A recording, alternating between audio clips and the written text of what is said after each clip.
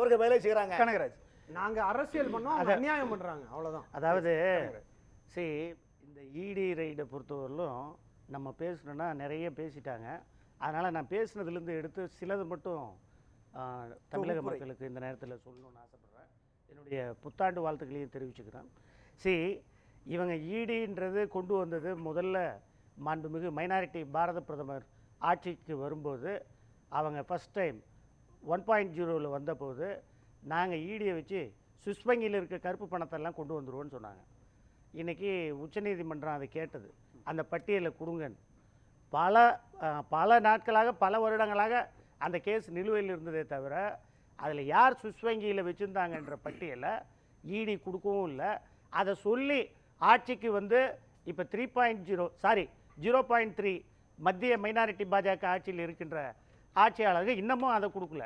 So இடின்றதை பொறுத்தவரையிலும் நம்ம இப்போ தமிழ்நாடு மட்டுமில்லை, இந்தியா முழுவதும் எடுத்துக்கிட்டிங்கன்னா அவங்க 2014 2022 வரலும் டோட்டல் கேசஸ் வந்து ரெய்டு நடத்தினது டோட்டல் 3000 ரெய்ட்ஸ் நடத்தியிருக்காங்க.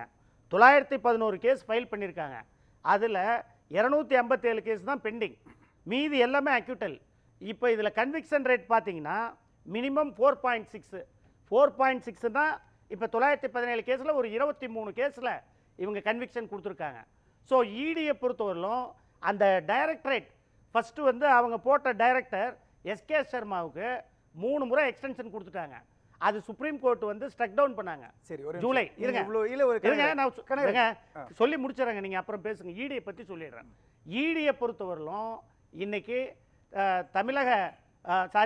மத்திய மைனாரிட்டி பாஜகவிற்கு செயல்படுகின்ற அங்கங்களில் பார்த்தீங்கன்னா அந்த கட்சியில் எக்ஸ்ட்ரா 3 டிபார்ட்மெண்ட் இருக்குது, சிபிஐ, இடி, இன்கம் டேக்ஸ். இது 3 தான் இன்னைக்கு பாஜகவிற்கு தோல் சேர்ப்பதற்கும் வலு கொடுப்பதற்கும் உறுதியாக இருக்கின்ற தூண்கள்.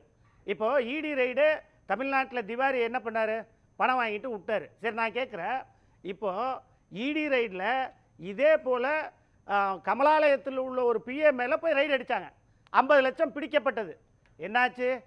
அதை சொல்லாம இல்லையா? ஏன் அவரை அரெஸ்ட் பண்ணல? இல்ல, எல்லாமே கமலாலயத்தில் உள்ளவங்க ரைடு பண்ணி அவங்கள ஏன் அரெஸ்ட் பண்ணல? அண்ணாமலை பிஏ ரைடு பண்ணாங்களா இல்லையா சொல்லுங்க. இருங்க, கமலாலயத்தில் ரைடு பண்ணி என்ன பண்ணீங்க? சரி, அடுத்து இன்கம் டாக்ஸ் டிபார்ட்மெண்ட்ல இப்போ 240 கோடி வரி ஏய்ப்பு அண்ணாமலை சேம்பர்ஸ் கம்பெனியிலிருந்து காட்டலன்னு சொல்லி வந்திருக்கு, புகார் வந்திருக்கு. 10 கோடி பிடிக்கப்பட்டிருக்காங்க. அத டைவர்ட் பண்றதுக்கு இல்ல கன்க்ளூட் பண்ணுவாங்க. இல்ல இப்போ இதுதான் முக்கியம். இருங்க, அதெல்லாம் டைவர்ட் பண்றாங்க. கனகராஜ், வருமான வரி இப்போ ரைடு நடத்த வேண்டிய அவசியம் என்ன? அண்ணாமலை சேம்பர்ஸ்ல 240 கோடி. கனகராஜ், என்னங்க ஒரு நிமிஷம் இருங்க கனகராஜ். இத நான் சொல்றேன். இப்போ இந்த ரைடுனுடைய பின்னணி என்ன? ஏங்க இந்த செய்றாங்களா இல்லையா? ஒரு நிமிஷம் வரேன். ஏங்க ரைடுனுடைய செய்றாங்களா இல்லையா சொல்லுங்க. ரைடுனுடைய பின்னணி நானே சொல்லிடுறேங்க. இவங்க வந்து செல்வம் இருங்க, நான் வரேன். டோட்டலா மத்திய மைனாரிட்டி பாஜகவிற்கு இப்ப பாஜக மைனாரிட்டியா இருக்கு, அதுக்கு சப்போர்ட் வேணும். சப்போர்ட் வேணும்னா சந்திரபாபு நாயுடுவையோ அல்லது நிதிஷ்குமாரையோ நம்ப முடியாது. அவங்க ஏதாவது ஒரு கால் போயிடுச்சுன்னா நமக்கு அடுத்த ஊன்றுகோல் அடுத்த 2 ஆண்டுக்கு வேணும். அடுத்த அந்த அந்த ஆட்சி அதிகாரத்தை தவறான ஏங்க அவங்க பார்வையா இதுதாங்க 26 ஒத்துக்குவாங்களா? ஏங்க ரெண்டுங்க தேர்தல் ஏங்க ஈடி எதுக்குமே ஒரே நிமிஷம் இருங்க. இல்ல ஒரே நிமிஷம் இருங்க. நீங்க அப்ப உங்களுக்கே பயம் கொடுங்க. திமுக நம்மளோட பேர் என்ன? கனகராஜ், உங்களுக்கே பயம் கொடுக்குதுல சொல்லுங்க. நீங்க வைக்கக்கூடிய பாயிண்ட் தவறா இருக்குது. அதானிக்காக திமுக வலுவா போராடுது, நாடாளுமன்றத்தை ஸ்தம்பிக்கை செய்றாங்க. இந்தியாவுல ஒரு பெரிய தர்க்கதி ரீதியிலான சித்தாந்த ரீதியிலான ஒரு போராட்டத்தை திமுகவினுடைய எம்பிக்கள் முன்வைக்கிறாங்க. அதை ஒடுக்கிறதுக்காக ஒரு இடி ரைடுன்னு சொன்னா லாஜிக் இருக்கு. 2019 இருந்து 2024 வரை மோடி அரசாங்கம் வேணான்ற ஒரு நிலைப்பாட்டோட இருக்கக்கூடிய திமுகவை பார்த்து நீங்க எங்களுக்கு கூட்டணி வாங்கன்னு ஒரு ரைடு வைப்பாங்கன்ற புள்ளி லாஜிக்கா சரியா? இல்லைங்க, வாங்கன்றது இல்ல, அச்சுறுத்துறது. அதாவது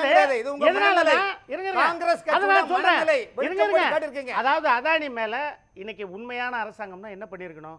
2500 கோடி இன்னைக்கு வந்து லஞ்சம் கொடுக்கப்பட்டதாக அமெரிக்க உயர்நீதிமன்றம் உச்ச நீதிமன்றம் இன்றைக்கு ஒரு சம்மனை அனுப்பியிருக்கு அதானி மேல.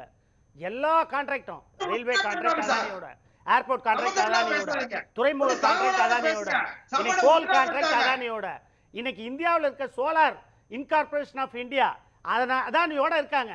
அதை பத்தி நம்ம பேசக்கூடாது. அதை பத்தி யாரும் கேள்வி கேட்க கூடாது. கேட்டுட்டா அவங்க மேல உடனே ஈடி. நான் கேட்கிறேன், நீங்க உண்மையான தன்னாட்சி பெற்ற அதிகாரமாக இந்த ஈடி இருக்குமே, ஆனால் ஏன் அதானியை விசாரிக்கவில்லை?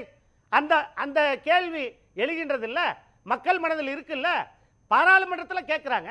ஏன் பாரத பிரதமர், மத்திய மைனாரிட்டி பாஜக பாரத பிரதமர் வாய் திறக்கவில்லை? அதுக்காக தான் கவுண்டரா அவங்க என்ன பண்றாங்க, பார்லிமெண்ட்ல ஜெய் பீம் கோஷத்தை கொண்டு வராங்க. சி, எங்க தலைவர் ராகுல் காந்தி மீது கற்பனை வளர்த்த பாருங்க, பாருங்க. திமுக மேல அவங்களுக்கே நம்பிக்கை இல்ல, பிஜேபி வந்துருவாங்களோ ஏன் பயப்படுறீங்க? அப்ப உண்மையை வெளிச்சம் போட்டு காட்டுறீங்களா? முந்தநாள் வந்து ஏங்க நீங்க கோட்சேவை வந்து காந்தியோட தேசபக்தன்னு சொல்றீங்க. விஷயத்தோட மையத்துல இருந்து பேசலாம். நான் சொல்லிடுறேங்க, இருங்க. முந்தா நாள் வந்து உச்சநீதிமன்றத்தில் ஒரு வழக்கு வந்தது. அதுல காங்கிரஸ் எம்எல்ஏ, பஞ்சாப் ஹரியானா காங்கிரஸ் எம்எல்ஏ மீது இடி ரைட் நடத்திருக்கு. எந்த ஒரு ஆதாரமும் இல்ல. உச்சநீதிமன்றம் என்னன்னு சொல்லியிருக்குன்னா, இது மனிதாபிமானமற்ற செயல், ஹை ஹேண்டட்னஸ் அப்படின்னு கண்டம் பண்ணிருக்காங்க. இடி வந்து இன்றைக்கு அதனுடைய தன்னாட்சியை இழந்துட்டாங்க. இடி, சிபிஐ, இன்கம் டாக்ஸ் இது எல்லாமே வந்து மத்திய மைனாரிட்டி பாஜக ஆட்சிக்கு இன்றைக்கு அவர்கள் ஆட்சியில் தொடர்ந்து இருக்க வேண்டும் அதிகாரத்தில். அதற்காகத்தான் இடி வச்சிருக்காங்க. அதானிக்காகத்தான் இடி, அதாவது எலக்ட்ரோல் பாண்டுக்காக தான் இடி, பிஜேபி பணத்துக்காக இடி, அதாவது பாஜக தவறான தகவல் வேண்டும், தவறான தகவலை பதிவு பண்றாங்க. இந்தியா முழுவதும் தவறான தகவல். ஆமா, மார்டின் கொடுத்திருக்காரு, மார்டின் மேல ரைட் அடிச்சீங்க. அவர் இப்ப 8000